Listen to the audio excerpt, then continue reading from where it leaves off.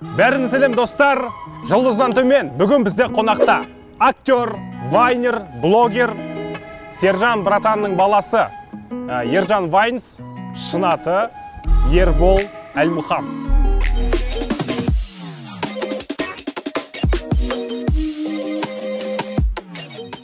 Сержан Братан сериалына қалай келдің? Сержан Братан андай бар ғой, бір поездбен келдім дейтін андай. Кешкілер айтпай-ақ қой. Айтпай-ақ. Просто, иә. Жалпы КВН-нан көрді, Вайннан көрді. Көргенде кастинг директор бұрыннан бері мен көзіп жүр екен, осындай проектке алып келем. И подходящий момент болмады да, подходящий персонаж болмады да, маған келетін. Осы Сержан Братанға осындай ұсынды, сосын Әлішерға көрсетті, режиссер. Әлішерға тоже айтты, типа, КВН-на көріп жүрген бұл баланы, типа, осындай. Давай көрейік. И көрді, видеопроба түсірді. Сосын видеопроба түсіргеннен кейін айтты, типа, сен КВН-шіксің. Мен білем, КВН-дағы көп нері шыққан. КВН-да көбісі переигрывать ойнайды деді. Переигрывать етіп ойнайды. Сондықтан КВН-шілер болсын, жалпы вайнерлар көп переигрывать етеді да. Сондықтан кішкене жизненный қылып істеп, короче, андай екі ортақ баланс ұстап тұрған көрсің ғой, екі жақтағы ше. Сондай аты біз андай ғой. Я құрметті достар, біздер деп андай ойнатамыз ғой. А ол жерде кішкене более жизненный, спокойно. Сондай. Сонымен сен через кастинг директор арқылы, я танысың арқылы келдің. Таныс емес. Бұрыннан өз кісі сол кісі көрген екен сырттан. И шақырдым басынан. Сен бай, иә? Ақша бердің ғой? Деп ондай. Ақша берген жоқсың, ешкім пара берген жоқсың. Не ғой? Жоқ, ақша берген жоқ, ешқандай. Не берем мен оған? Танымалдылық сені өзгертті ма? Иә, өзгертті. Қалайтсам, достарым кішкене басқаша қарайтын болды. Достарым болғанда кәдімгі жақын араласатын емес, олар бұрыннан бері ғой. Но басқа, мысалы, елдің алдында жүрген достарым қазіргі уақытта басқаша көзқараспен қарайды. Мысалы, о, деп уже. Бұрын жай бүйтіп аман-ауман жүрсе, қазір уже әңгімелесуге тартып тұрады да. Сондай нәрсе бар. Қазір сені басқаша бағалайтын болды? Иә, сосын жалпы көшеде енді танып жатады, былай не қылып жатады. Сол.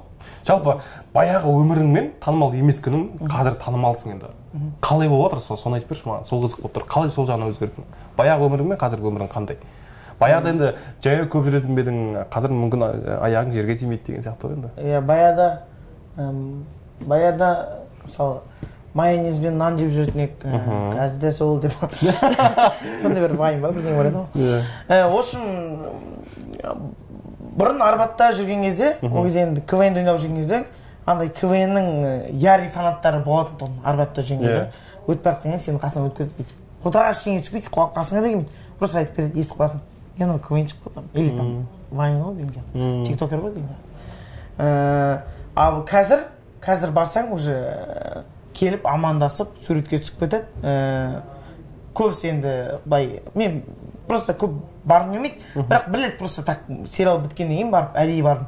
Қандай өзгеріс болды? Көрейін деп, көрдім, резко там уже сразу фото адамдар қаптап кетті, резко әңгімелер кетті, ана өтіп бара жатқан адамдар Сержан Братан деген. Сондай нәрселер болды. Өзгеріс. Осы Сержан Братан сериалына гонорар қанша төледі? Айтшы, шыныңды айтшы, просто шыныңды айтшы. Осындай сұхбаттарда андай шығып жатқан актерлер еді ғой, типа гонорар ол жағы құпия деп ше. Мен оны құпия қылып жасырмай қой. Сондықтан құпия болып қалсын деп.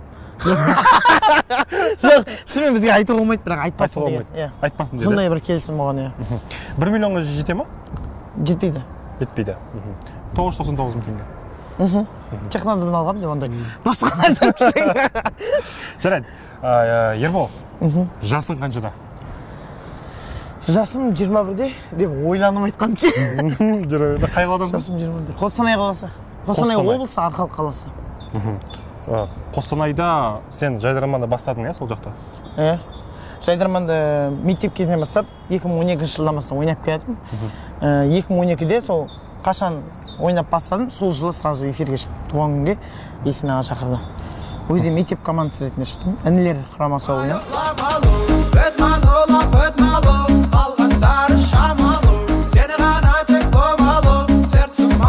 Қазір кіммен тұрып жатсың, қайда тұрып жатсың? Қазір осы Алматыда дос балалармен бірге. Олар да тоже блогер, начинающий блогерлар ғой. Сол бірімізге вайнға түсіп береміз әйтеуір. Біріміз шымшы ойнаймыз кейде. Деп андай басқа нәрсе айтып. Қазір қандай танымал блогерлер өздері хабарласып давай бірге вайн түсірейік деп жатыр? Ахмедияр Адамбаев айтты, Ақсұлтан недегі Хахашуда. Иә. Сосын кім айтты, тағы да айтты, есімде қалмады. Біраз блогерлер өздері хабарласып жатыр. Давай бірге түсірейік деп. Біреу сенің өнеріңнен осса, сенде іштей қызғаныш пайда бола ма? Жоқ, менде ондай қызғаныш пайда болмайды. Неге деген сұрақ болуы мүмкін бұл жерде. Неге деші? Неге? Сол деп жауап тұрсаң. Жоқ. Ол жерде просто мындай ғой. Әркімнің өзінің бір ерекшеліктері бар. Әркімнің өзінің бір қалай айтсам болады, өзіндік бір несі бар, ерекшелігі бар. Айттым ғой десе. Ерекшелігі бар, сондықтан әркімнің өзінің бір қарайтын адамдар болады, сондықтан әркімнің стилі басқаша болады, сондықтан бұл жерде мысалы менің типажым ерекше да, и күлкім бар мысалы да. Мысалы бір Абзал дейтін досым бар, оның как бойымен андай бір отрывчтары бар, харизмасы. Оның да аудиториясы солай жақсы көреді, солай қабылдап қойған. Менде де то же самое күлкімен не қылып қойған деген сияқты ғой. Қызғаныш жоқ. Қызғаныш жоқ. Әркім өз жағынан өзінің несімен көтерілуде. 10 жылдан кейін өзіңді кім көресің? Танымал актер ретінде көресің ба? Актер ретінде көргім келеді. Көргің келеді, иә? Көргім келеді, әрі танымал әнші ретінде көргім келеді тоже. Әнші жағына сен қалай? Нең бар, қабілетің бар? Қабілетім бар, мен Рудный музыкалық колледжінде оқығам, Қостанай облысында, дәстүрлі әнде оқығам. Бірақ тип қашы оқып жүрдім. КВН-де ойнап жүрдім, анда-мында кетіп қалып жүрдім. Бірақ данный бар музыкальный. Мен андай қаламаймын, что андай конкурсный әншілер болушы. Шетелге барып, андай бірдеңе істеп, или там диапазонды көрсететін әнші болу. Мен просто халықпен ұнайды маған, халықтың алдында өнер көрсеткен ұнайды. Там харизмамен болады ғой, дікс деген әндер. Болашақта өзіңнің авторский әндерің шығуы мүмкін? Мүмкін, бұйырса. Мүмкін, бұйырса. Соған қарай жұмыс жасайсың. Иә. Ера, Қазақстандағы топ 5 блогер. Сен үшін кім? 5 блогер? Питбул деп андай. Блогерлер танымайтын болса. Кім бар еді өзі деп? Хаким деп. Қазақша ғой да? Өзің біл, қазақша. ННН. Явно, мойындау керек. Бірде. Одан кейінгі, енді қалғандарын бір деп айта алмаймын, но айта беруге болады ғой. Сан бойынша емес. Медетжан. Кім бар тағы? В общем, кімнің ННН-нің командасымен, как будто командасының балалары ғой, қазір қазақ контентінде көз алдында жүрген. Солар деп айтылам.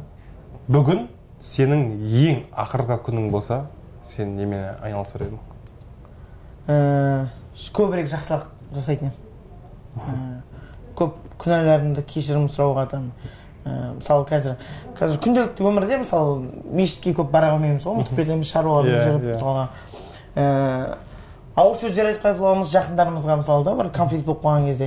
Сондықтан барынша жаңағындай кешірім сұрап, кімге жаңағындай не қылдың деген сияқты ренжітіп алдың, болмаса тағы жаңағы мешітке барып, типа сондай енді дұға тілеп, тілек тілеп деген сияқты ғой.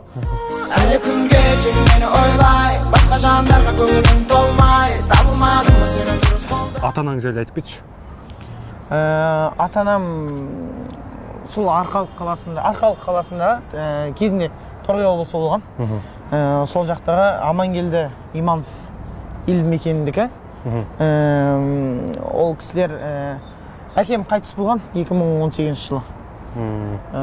Қазір шүкір, анам бар. Сол енді. Анаңды осы қалай танымал болдың? Немен қуанттың? Ең бір қуантқан күнің болды ма? Қуантқан күнім? Немен қуанттың? Тікелей сұрақ. Шынымды айтайын, танымал болғаннан кейін деп айтпай қойын.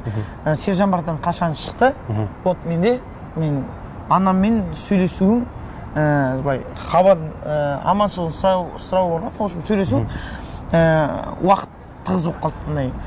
Даже айтсам ба, 3 күнде 4 күнде бір сөйлесетін болып қалды. Анам ренжіп қалды сол кезде. Ренжіп болғанын затын болды. Бірақ анаңды қуантпадың әлі. Бір қаржылай болсын, бірдеңе сыйлап болсын. Қаржылай жағынан әлі қуантатындай, әлі қуантамыз ғой. Бірақ ондай бүйтіп ауыз толтырып айтатындай әлі жұмыс істеп жатырмын. Соған жұмыс істеп жатырмын. Мәссаған, маған бір осындай сұрақ қойса екен, мен осылай деп жауап беретін едім деген сұрақ бар ма? Мен сол сұрақты қойайын саған. Ондай сұрақ. Жалпы мындай сұрақтар болады, кейде мен бір рет прямойда отырмын, қасымда бір аға болды, кастинг директоры жаңағы кісі. и оған не келеді, прямой эфирде екеуміз отырған кезде айтты, типа, сіздер что, кастингте КВНщиктарды аласыздар ма, или там, типа, подписчик көптерді аласыз ба деген сияқты сұрақтар келіп қалды да. Неге театр актерларын алмайсыз? Жоқ, театр деген жоқ, неге оқыған актерларды алмайсыз деген сияқты әңгіме келді. Білім алған. Иә, сол жағынан сондай сұраққа жауап бергім келеді. Неге деген сұраққа. Бұл жерде былай, көбісі ойлайды, мысалға, Жүргеновке түссем болды, актер болып мен кино түсу үшін не істеуім керек? Жүргеновке түсуім керек. Сонда соны бітіргеннен кейін мен киноға түседі екен ғой деп ойлайды да, мысалы. Сондай ой қалыптасып қойған ба, сондай. Негізі дұрыс, оқыған дұрыс, әңгіме жоқ, білім керек. Бірақ адам ізденісте болу керек. Мысалы, кастингтерге бару керек, жаңағыдай неше түрлі Қазақстанда не көп, проект көп қой, YouTube проекттер бар, өзінің еркімен. Академияны бітіріп, өзіңді пиар етуің керексің. Иә, академияны бітіріп, дипломдап үйде отырмау керек. Мені өздері шақырады деп, иә. Жұмыс жасау керек алға қарай, дұрыс айтасың. Просто КВНщиктерді көбісі мойындай бермейді. Типа халтура деп санайды да. На самом деле қазір медианың артында қаншама КВНщиктер жүр. Сценаристер бар, оның ішінде режиссерлар да бар, оның ішінде актерлар бар. Иә, мысалға, пример, алысқа бармай. Сондықтан бәрі практикамен ғой, КВНщиктер, мысалы, любой сол жерде КВНде любой образование береді. Врач тренинг, ментор тренинг, мысалы, да қиналмай. Сондықтан ол үлкен опытпен, үлкен школа ғой КВН. Мен соны ауыз толтырып айтыламын, осы мен осы школадан бітірдім деп ше, мысалға. Қашан соңғы рет жыладың және не үшін? Әкем дүниеден озған кезде жыладым. Потому что мен кішкентай кезімде айтатын тұғым. 5 жас, 6 жас кезімде. Үйдегілерге. Ертең сіздерді көресіздер, екеуіңізге 2 қата жауап береді деп айтатын тұғым да. Кинолардан, турецкий сериал, богатый ежелерін көрсеткен кезде. Сосын кім тұрып, папым тұрып айтатын тұғым. Сен қайтасың екеумізге 2 қата жауап, біреуімізге біреу жарайды ғой, типа, не істейміз оны дейін. Сондықтан сол бір өкініш бар, бір өкініш бар, сол енді жетісіп жатқан жетістігімді әкем көре алмай қалған. Соған қатты не қылам. Біреуге қатты бір ренжіген күнің болды ма? Болды, потому что көбісі ситуацияны білмей жатып, сыртынан томп ішетін нәрселер болады. Даже жақын достарым өзінде біреуінде болған. Типа Зизова сөйтіп кетті деген сияқты нәрсе ше. И оны мен как бы түсініп қалдым, что мен көре алмай жатқан сияқты болды. Көрініп қалды маған. Неге? Потому что ол сондай әңгіме айтып тұрды. Негізі сен ол ондай емес, ондай звезда еткен жоқ. Негізі сен звезда еткен.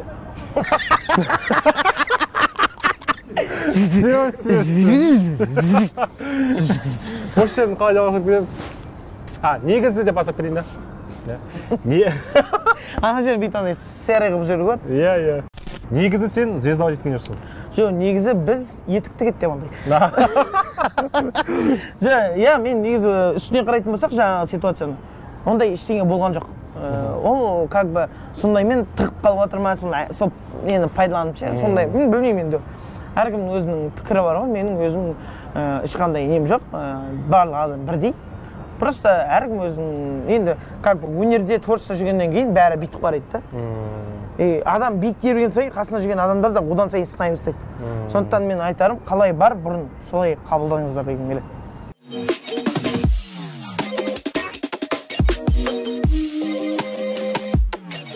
Ербол, нені армандайсың?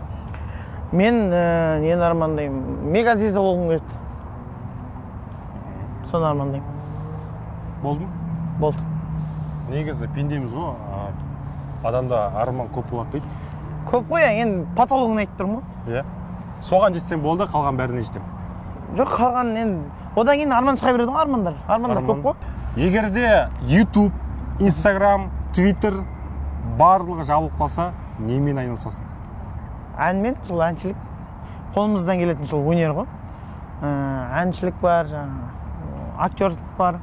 Енді жаңағыдай жабылып қалатын болса, оны жаңағыдай, яғни уже телевизионный неге кетесің ғой же. Ол олай болса да дұрыс болады негізі, качество болады ғой. Кішкене тәрбиеде болады деген сияқты ғой. Олай болғанда дұрыс, болмағанда дұрыс, екі жағынан да плюс қой.